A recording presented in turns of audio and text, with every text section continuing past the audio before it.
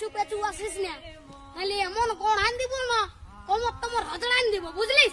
চল যা, আমি বলছি আর শ্বশুর ঘর যাবো নাই, যাবো নাই, যাবো নাই, তুই চলে যা। না যাবো, আমি তোমার সঙ্গে যাবো। না দেবো আমি তোমার তাই দেবো। হ্যাঁ বলে দিচ্ছি, আমার পেছু পেছু আর আসিস না, নাহলে এমন গোড়ান দিব না। কি বলছি ও দাদা, তোর বউ আছে? হ্যাঁ নাই গো কেন? ওই জন্যই শান্তি হিরোর রকম ঘুরে বলছিস।